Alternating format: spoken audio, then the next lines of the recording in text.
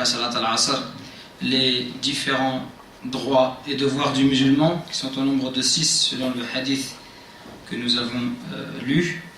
Qui peut me les rappeler, Inch'Allah? On va voir ce qu'il vous reste. Haqul awwal. Le premier droit, c'est premier de le saluer. D'accord. Naam. Idha laqitahu fasallim alayh. Naam. Naam. Idha atas wa. Alors attends, deuxièmement. Deuxièmement dans l'ordre, c'est ça. Quand quelqu'un t'invite, de répondre à son invitation. Troisièmement, lorsqu'il te demande conseil, donne-le lui en toute loyauté.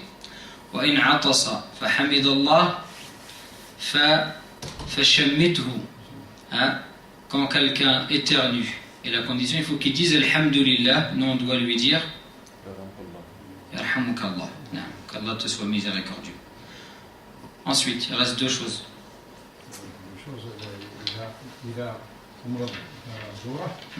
Quand quelqu'un tombe malade, on le visite. Et l'enterrement. Et s'il meurt, tiba' al-janazah, suivre son cortège funèbre. ثاني حقوق المسلمين على المسلم إجابة الدعوة الداعي فإذا دعاك أخوك أجب دعوته ما لم يترتب على الحضور مخالفات شرعية لا تستطيع تغييرها أو ولا التخفيف منها.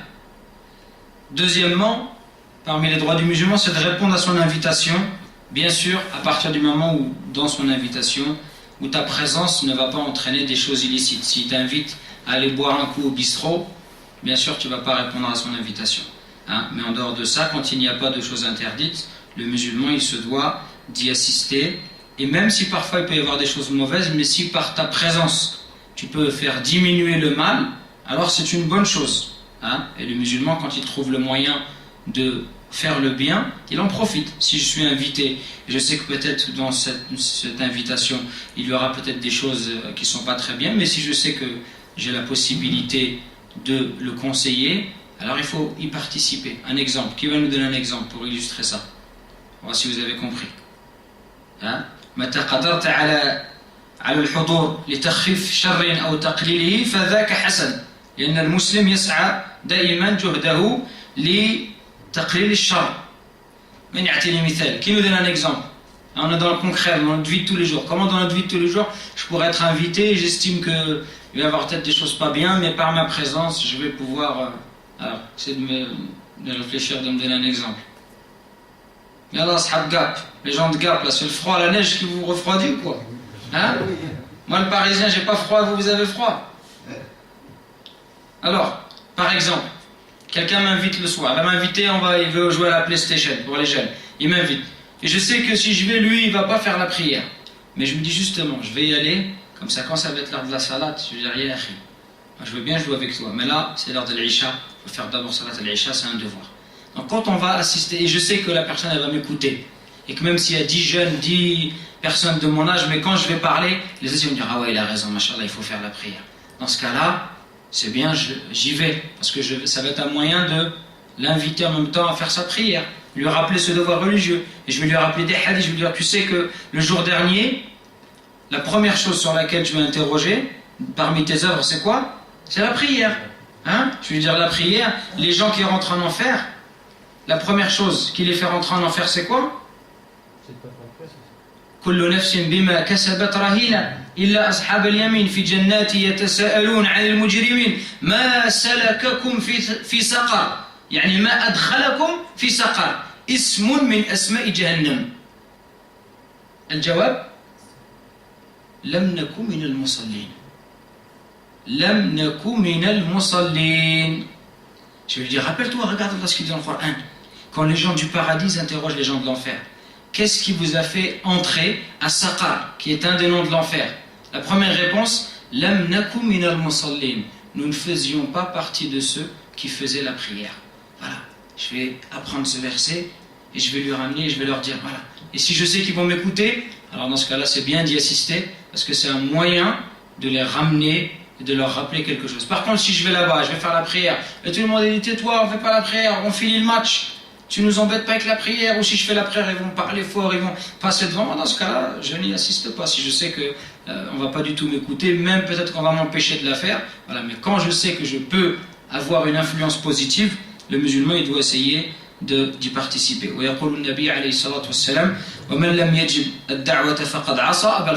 Celui qui n'a pas répondu à l'invitation aura désobéi à Abul Qasim, qui est le surnom du prophète sallallahu alayhi wa sallam. Pareil, si on ne peut pas y insister, on doit s'excuser. Hein? Parfois, tu invites des gens à manger et les gens ne viennent pas, ils ne s'excusent pas. Et ta femme, elle a préparé à manger. Ça, c'est سوء الأدب قلة الأدب. الاعتذار إن تعذرت الإجابة أولى من الإعراض والتجاهل والتناسي. Quand on ne peut pas répondre à une invitation, on s'excuse. Mais on ne reste pas silencieux et la personne elle attend 7h, 8h, 9h et lui il a fait un grand poulet et il n'y a personne qui vient. Imaginez-vous la personne comment elle va être. Comment vous serez dans cette situation? Vous avez préparé un grand repas, vous avez invité 10 personnes et voilà, c'est des choses qui arrivent. Vous avez été 10 frères et il n'y en a que 2 qui viennent. Et toi tu as préparé un repas pour 10 frères. Comment tu réagirais toi si tu étais dans cette situation? Alors dites-moi, vous réagissez pas à Gab, vous dites rien? Vous direz quoi? Vous direz subhanallah, c'est quoi ces frères à deux? Ils sont pas sérieux, ils sont pas éduqués, ils sont pas polis. Et imaginez votre femme, la déception, qui a passé son après-midi à faire la cuisine, à préparer un repas pour 10 personnes, au bout de compte il n'y a que 2 personnes. Ça c'est un manque de respect. Donc quand on est invité, si on ne peut pas venir, la moindre des choses c'est de t'excuser. Et le fait d'y répondre c'est mieux, pourquoi? Quand on répond à l'invitation, ça crée des liens. Ça crée des liens, ça renforce les liens entre les musulmans. ومن حق المسلم عليك أيضا إذا طلب منك النصيحة في أمر ما عرض له فإن من يسأل النصح مؤتمن وانصح لأخيك بما تحبه لنفسك فإياك أن تشير عليه بما لا ترى فيه المصلحة فذاك غش منك لأخيك أبذل جهدك واستعن بالله وأعطيه ما تراه مناسبا فالمسلم أخو المسلم لا يظلم لا يكذب لا يخذل لا يحقر بل يحب له ما يحب لنفسه. Troisièmement, c'est de donner un conseil loyal quand on te demande. Si quelqu'un vient te voir et il est perdu dans un problème, il a un souci, une difficulté, il ne sait pas comment réagir, il ne sait pas comment se comporter, il ne sait pas comment répondre face à tel problème, quand il te demande un conseil, tu dois lui donner en toute loyauté. Et tu dois lui conseiller ce que tu estimes sincèrement dans ton cœur être la meilleure chose dans sa situation. Et tu ne dois pas le tromper. Tu dois le conseiller de la même façon que tu souhaiterais que quelqu'un te donne ce conseil. Et il ne faut pas le tromper. Par exemple, il y a des gens, quelqu'un va le voir et dit qu'est-ce que tu penses, Akhi? J'ai envie d'acheter telle voiture. Tu dis cette voiture? Non, elle n'est pas bien, laisse-la. Et après, lui, il va l'acheter. Il a fait quoi? Il l'a trompé. Hein? Ou quelqu'un veut se marier, il dit je vais me demander, j'ai pensé, je voulais demander la fille de Foulen. Il lui dit non, laisse tomber cette famille, ils sont pas bien. Et après lui il va demander la main. Ça c'est quoi? Ça c'est de la tromperie. Celui qui nous trompe, il ne fait pas partie des nôtres. Donc quand on conseille quelqu'un, on doit lui dire sincèrement ce qu'on estime être le bien. Et le musulman, c'est le frère du musulman. Il ne le trompe pas, il ne le méprise pas, il ne lui ment pas. Le musulman, c'est son frère. Il lui dit la vérité, il est honnête, il est loyal, il est droit avec lui. C'est comme ça qu'on doit être. Donc quand quelqu'un te demande un conseil, fais des efforts pour essayer de lui donner le meilleur conseil. Si tu vois que tu n'es pas capable de donner un conseil parce que toi-même, tu ne sais pas comment réagir, alors tu t'excuses, tu dis je ne peux pas te donner ce conseil. Il va voir quelqu'un de plus âgé, il va voir quelqu'un de plus connaisseur que moi, etc., etc. Et sachez que le prophète, alayhi salatu wassalam, قال جرير بن عبد الله بايعت رسول الله صلى الله عليه وسلم على إقام الصلاة وإيتاء الزكاة والنصح لكل مسلم. Jarir ibn Abdillah dit quelque chose d'important. Il nous dit, quand je me suis converti à l'islam, j'ai prêté serment d'allégeance au prophète. Donc je me suis engagé à remplir certaines obligations. Parmi ces obligations, l'accomplissement de la prière, le versement de l'aumône et le fait de conseiller chaque musulman.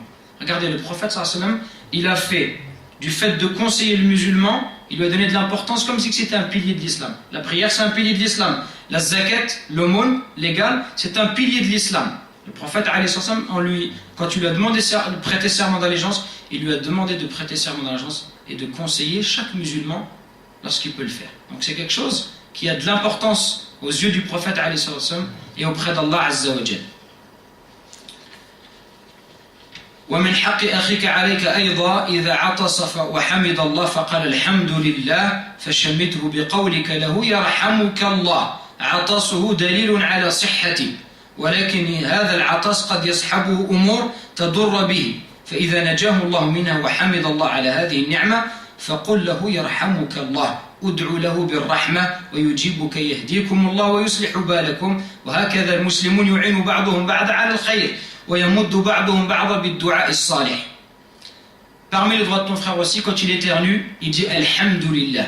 Pourquoi est-ce que quand on éternue, on dit Alhamdulillah? Alhamdulillah, c'est une manière de remercier Allah. Louange à Allah, c'est une façon de le remercier avec ta'zim, avec vénération. Quand on dit Alhamdulillah, c'est pas simplement un remerciement, c'est un remerciement avec vénération. C'est-à-dire qu'on vénère Allah Azza wa Jal dans cette façon de le remercier. Pourquoi est-ce qu'on dit Alhamdulillah? Qu'est-ce que c'est l'éternuement en réalité? Notre cœur il s'arrête quand on éternue. Hein? Notre cœur il s'arrête quand on éternue. C'est vrai, le cœur il s'arrête, subhanallah. Non mais vas-y, poursuis alors, le cœur il s'arrête, qu'est-ce qui se passe à ce moment-là en fait? Pourquoi est-ce que notre corps il éternue? Ça consiste en quoi l'éternuement? Qu'est-ce qu'on repousse, qu'est-ce qu'on rejette? Et alors, vous savez pas? Vous éternuez pas à Gap? Hein? Ils ne sont pas arrivés encore. Pas Mazel. Ils sont arrêtés à 6h11, pas encore traverser la montagne. Pourquoi on éternue? On éternue quand notre nez il est plein de poussière. Quand notre nez il est chargé de poussière, le corps, il éternue pourquoi? Pour repousser ces poussières. Parce que les poussières, quand elles rentrent dans le nez, c'est la route de quoi? Le nez, c'est l'autoroute pour aller où? Ça mène où le nez? Ça mène au porte-monnaie, ça mène où? Ça mène au cerveau. Ça mène au cerveau. S'il y avait des poussières qui rentraient dans le nez, qui allaient dans le cerveau, on pourrait mourir. Ça pourrait être dramatique pour nous. Et donc, Allah Azza wa Jal, il nous a créés à la perfection et, subhanahu wa ta'ala, il a fait en sorte que lorsque les poussières, elles s'accumulent dans notre nez, on éternue pour les repousser. Pour éviter que ces poussières, elles s'accumulent et elles puissent atteindre notre cerveau. Donc pour ça, on le remercie. On dit Alhamdulillah. Et comme lui, il dit Alhamdulillah, nous, on fait de dua. C'est ça les musulmans. Entre nous, on se fait des dua et entre nous, on se souhaite le bien. Donc ça, en vérité, pourquoi l'islam nous incite à ces choses-là? C'est un moyen pour nous rappeler qu'entre nous, on doit être comme ça. C'est pas juste éternu, tu dis Alhamdulillah, moi je te dis Alhamdulillah, et après toute ta vie, tu fais ta vie, j'en ai rien à faire de toi, t'en as rien à faire de moi. C'est pas ça. L'objectif, c'est qu'à travers ça, on se rappelle comment on doit vivre entre nous. Moi, je dois m'intéresser à toi, et toi, tu dois t'intéresser à moi. Tes problèmes, ce sont mes problèmes, et mes problèmes, ce sont tes problèmes. Et on ne forme qu'une seule communauté. Et le prophète, c'est comme ça qu'il nous a décrit. Il nous dit مثل المؤمنين في تودهم وتراحمهم وتعاطفهم كمثل الجسد واحد إذا اشتكى من عضو تداعى له سائر الجسد بالسهر والحمى. ويقال المؤمن للمؤمن كالبنيان يشد بعضه بعضا وشبك بين أصابعه. Regardez l'image que le prophète donne de nous. Il nous dit l'image des croyants, c'est comme les éléments d'une construction qui se soutiennent les uns les autres. Hein? Ce sont comme des éléments qui se soutiennent les uns les autres. Et il a fait comme ça, il a croisé ses doigts. Quand les croyants, ils sont comme ça. Et il a dit, les croyants, ils ne forment qu'un seul corps. Lorsque un membre du corps il est malade, c'est tout le corps qui est malade par la veille, c'est-à-dire qu'il n'arrive pas à dormir ce corps, et par la fièvre. Regardez l'image que le prophète il nous donne. Comme nous aujourd'hui, quelqu'un s'il a très mal aux dents, s'il a mal aux dents, il ne peut pas dormir la nuit, il n'est pas bien, c'est dans son corps, c'est un état général, il ne se sent pas bien. C'est vrai, quand on a mal aux dents, c'est très douloureux, on ne se sent pas bien. Pourtant, c'est juste aux dents, la douleur elle est uniquement là. Mais dans tout le corps, je ne me sens pas bien. Et bien les croyants, c'est pareil. S'il y a un de nos frères qui est touché, c'est comme si c'est un de nos membres qui est touché, et on doit se sentir pas bien. Donc ces choses-là que la religion a instituées, c'est pour nous rappeler qu'entre nous, on doit s'aimer, on doit se faire des doigts, et quand quelqu'un éternue, il faut qu'il dise Alhamdulillah, mais de manière haute, forte, pour qu'on l'entende. Beaucoup de gens qui éternuent, ils disent Alhamdulillah, mais personne ne l'entend. C'est dommage, ils se privent des doigts de ses frères. Peut-être que dans la salle, il y a quelqu'un, ces doigts, ils sont exaucés, ils sont moustajab. Donc quand tu éternues, tu dis Alhamdulillah. Comme ça, les gens, ils entendent, et chacun, il te fait un doigt, il te dit Yarhamukallah. خامسا ومن حق المسلم عليك عيادته إذا مرض فإن في عيادة المريض فوائد أولا تسلية لأخيك مواساة له في مصابه إشعاره بأن إخوانه يتألمون بألمه ويحزنون لحزنه ويفرحون لفرحه هذا المريض الذي تعده أنت محسن إليه في أمور فربما ذكرته التوبة إلى الله والندم على ما مضى وختم العمر بخير والأعمال الصالحة وربما استعان بك في وصية تكتبها له وإشهادك على ذلك وربما استعان بك في قضاء أي حاجة من حاجته. Cinquième droit du musulman, c'est de le visiter lorsqu'il tombe malade. Et ça, on doit être vigilant. Quand on prie ensemble à la mosquée, quand il y a quelqu'un qui ne vient plus, on doit demander de ses nouvelles. Des fois, on prie ensemble tous les jours, des fois pendant 10 ans, 15 ans, 20 ans, quelqu'un tombe malade, pendant une semaine, il ne vient pas, il n'y a personne qui demande de ses nouvelles. Peut-être que le frère il est décédé, peut-être qu'il a quelque chose de grave. On doit prendre des nouvelles entre nous. Si on est vraiment des frères, on doit s'intéresser à la vie des autres, on doit demander des nouvelles. Donc le fait de visiter son frère, il y a plusieurs bienfaits.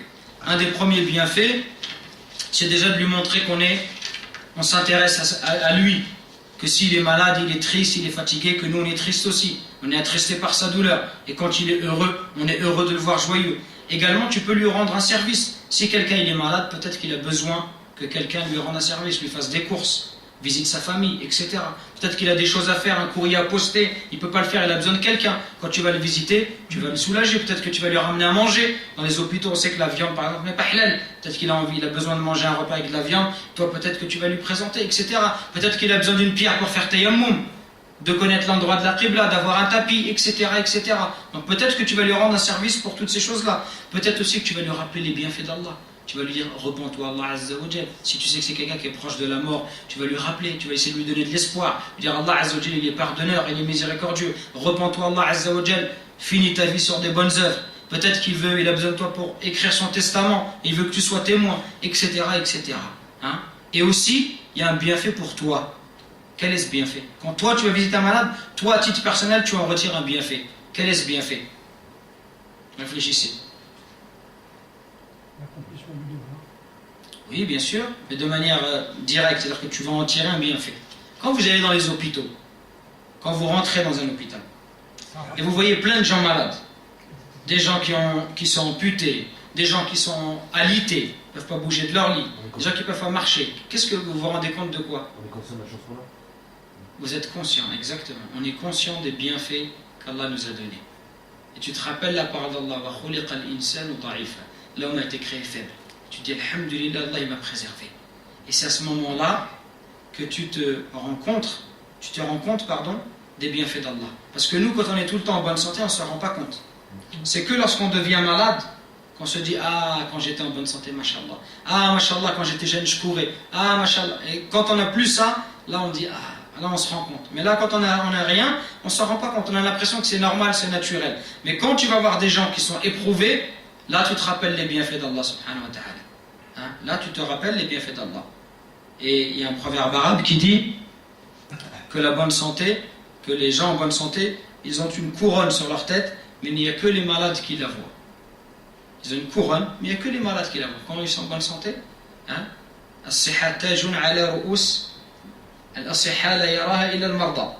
Il n'y a que les gens en mauvaise santé qui la voient. وأخيرا في اتباعك للجنازة مواساة لمصاب أولاده وأقربائه مواساة لهم في مصابهم وشعور بما ألم بهم وأن ذلك الألم ليس خاصا بهم ثم فيه أيضا تذكر نفسك وأنك اليوم تشيع جنازة وغدا يشيعك غيرك فتعلم ضعف قوة الدنيا وحقارتها وأن العبد يستعد دائما للقاء الله ويتهيأ لهذا المصرع العظيم ويسأل الله الثبات وحسن الختام. Quand tu vas visiter, suivre un cortège funèbre, même à l'attiba' al-janaiz. Qu'est-ce que ça veut dire suivre un cortège funèbre? C'est deux choses. C'est quoi? Même à l'attiba' al-janaza. C'est la prière? Non, pas uniquement. C'est la prière, non. اتباع الجنائز بمعنى الصلاة على الميت ولكن ليس فقط هذا هو أيضا accompagner notre frère dans la tombe. Jusqu'à hatta ad-dafn. Hatta ad-dafn. Il y a deux choses. Quand on dit suivre un cortège funèbre, c'est deux choses. Premièrement, c'est de faire la prière sur lui. Et deuxièmement, c'est de l'accompagner jusqu'à l'enterrement, jusqu'à ce que l'on prenne le corps et qu'on le mette sous terre. Hein? La mise en bière, je crois que c'est comme ça qu'on dit. D'accord? Donc ça s'appelle suivre le cortège funèbre. وأخبرنا الرسول صلى الله عليه وسلم بالأجر العظيم المتعلق بهذا العمل. من صلى على الجنازة له قيراط كما قال عليه الصلاة والسلام في الحديث. وسئل عن القيراط فقال مثل جبل أحد من الأجر والثواب. وسئل عن اتباع الجنازة حتى الدفن قال له قيراطان كل قيراط مثل الجبل العظيم. On a demandé au prophète la récompense. Il nous a informé de la récompense de suivre un cortège funèbre. Il nous a dit celui qui suit un cortège funèbre et qui prie sur le mort, donc là c'est uniquement la prière, il a un qirat.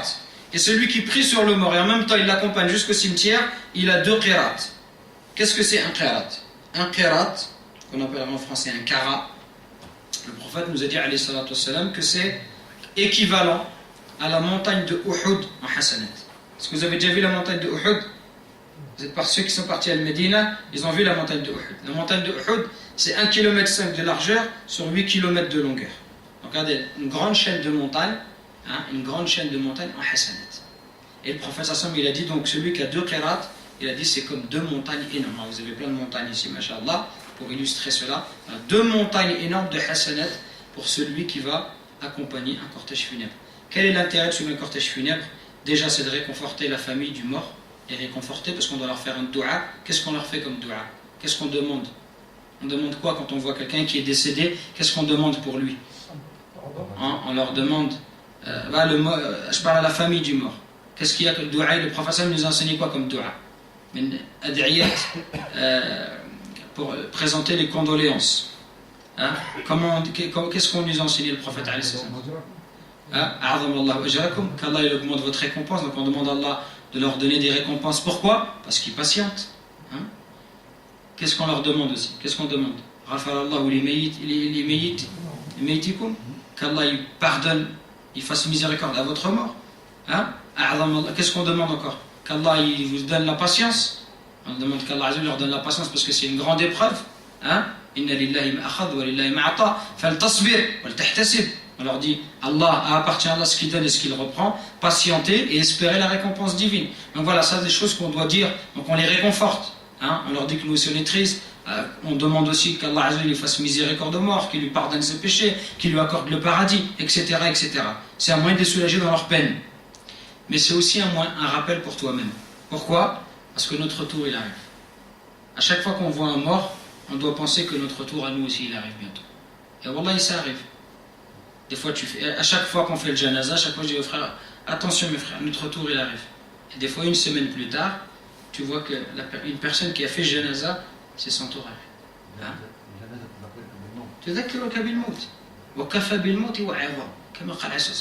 La mort, la janaza, elle te rappelle la mort. Et la mort, on va tous être concernés par la mort. Qui parmi nous ne va pas mourir? Tout le monde va mourir. Donc le fait d'assister au janaza, c'est un rappel pour nous-mêmes. Parce que nous aussi, on va être dans cette situation. Nous aussi, un jour, on va mourir. Les gens, ils vont nous nettoyer. Ils vont nous mettre dans un linceul qui ne coûte même pas 5 €. Et ils vont nous porter sur leurs épaules. Et ils vont nous ramener. Et on va dire aux gens, Foulan mat, rahmatullah alayh. On va parler de tout au passé. En disant, avant, il faisait, il était, il disait, etc., etc. Et on va te prendre, on va te ramener. Le prophète nous dit, Yatba'u al-mayyita thalath, ahluhu, wa maluhu, wa amaluhu. Le prophète il nous dit quoi quand il y a un enterrement? Il y a 3 choses qui suivent le défunt. Il y a sa famille, ses biens et ses bonnes œuvres. Sa famille c'est bien. Pourquoi c'est bien? Sa famille c'est évident, ses enfants, sa femme, ses oncles, ses cousins, tout le monde va assister. Également il y aura ses biens. C'est pourquoi c'est bien? Si c'est un riche, il va avoir un enterrement de riche. Quand un président il meurt, c'est pas un enterrement comme un pauvre. Il y a les grosses voitures, il y a la télévision. Ça, c'est bien. Et ses bonnes œuvres. Ses œuvres, de manière générale, les bonnes et les mauvaises. Quand il est enterré, il n'y a qu'une chose qui reste avec lui, c'est quoi? C'est ses œuvres. Sa famille, c'est bien, ils partent, c'est bien, ils vont être distribués. les gens ils vont les distribuer, parfois ils vont même se disputer, se tuer pour se partager, et sa famille part, et après tout le monde t'oublie. Quelqu'un qui était marié, peut-être sa femme elle va se remarier, peut-être que si c'est une femme, son mari va se remarier, peut-être que ses enfants ils vont faire leur vie, ils vont déménager, chacun, tu vas rester qui? Tout seul. Tout seul. Et on dit même que le mort il entend les pas des gens qui quittent le cimetière. Ah, à ce moment-là, qu'est-ce qui te reste? Que tes hasanat et tes sayyiat. Celui qui fait le bien, il retrouvera le bien. Hein? Comme tu fais, il te sera fait. Si toi, chaque fois que tu entends une janaza, tu cours, tu fais dua, tu es sincère, même quand tu ne connais pas la personne, تدعو بإخلاص. وهذا أمرنا به صلى الله عليه وسلم. ماذا كان يقول في الجنازة؟ يقول أخلصوا في ادعوا لأخيكم بإخلاص. أخلصوا الدعاء. يقول أخلصوا الدعاء في الجنازة. يعني الإنسان يدعو بإخلاص. أنت لا تعرفه ولكن تدعو بإخلاص. لما تقول اللهم اغفر له وارحمه وعافه واعف عنه وأكرم نزله ووسع مدخله اللهم ادخله الجنة وأعذه من عذاب القبر ومن عذاب النار. تدعو بإخلاص. Le prophète nous a dit, alayhi salatu wassalam, quand tu invoques pour le mort, invoque avec sincérité. Donc vous allez peut-être vous déplacer pour quelqu'un que vous n'avez jamais vu. Mais dans votre cœur, vous invoquez avec sincérité. Allah, pardonne-lui, fais-le miséricorde. Allah, tu es riche, tu n'as pas besoin de le châtier. Pardonne-lui, fais-lui miséricorde. Protège-le du châtiment de la tombe, du châtiment de l'enfer. Fais-le entrer au paradis, etc. Tu fais cette dua avec ikhlas, et Allah, Azzawajal, quand ça sera ton tour, tu vas mourir. Allah aussi ramènera des gens de loin qui vont venir faire la prière sur toi et qui vont faire dua avec ikhlas. Comme tu fais, il te sera fait. Donc, ces moments-là, c'est des moments vraiment pour se rappeler que nous aussi on va mourir et qu'il faut profiter de ces instants-là pour se rappeler que la mort est proche de chacun d'entre nous. Donc voilà de manière rapide, succincte, les différents droits du musulman. Hein, sur Salat Janaza, on pourrait dire encore d'autres choses, hein, notamment que plus on est nombreux, plus le mort il profite de cela. Hein, le prophète nous dit إذا مات ابن آدم ويصلى عليه 40 رجلا لا يشركون بالله شيئا شفعهم الله فيه. Le prophète nous dit quand il y a quelqu'un qui meurt, il y a 40 personnes qui prient sur lui, et ils ne commettent pas de polythéisme, Allah il accepte leur intercession. Hein, et il nous dit dans un autre hadith, il y a 4 personnes qui prient sur lui, mais 4 qui le connaissent bien. Ce sont vraiment des amis proches et qui disent du bien de lui. C'est pas quelqu'un qui dit du bien, il ne le connaît pas. Non, quelqu'un qui le connaît très bien et dit du bien de lui, Allah Azzawajal, il accepte leur intercession. Donc le mort, quand on fait de dua pour lui, il profite de notre dua. Donc on doit faire dua avec sincérité parce que ça lui fait du bien. Nos dua, ils lui font du bien. Hein? De la même façon que les cris, les pleurs et les gens qui se greffent, ça lui fait du tort, et ben c'est la même chose. Hein? Notre dua sincère, ils lui font du bien. Donc quand il y a quelqu'un qui décède, il faut prendre l'habitude de se déplacer et de faire cette prière. Déjà parce qu'il y a beaucoup de récompenses et en même temps parce que c'est le droit de notre frère envers nous. نكتفي بهذا القدر سبحان ربك رب العزة عما يصفون وسلام على المرسلين والحمد لله رب العالمين وجزاكم الله خير.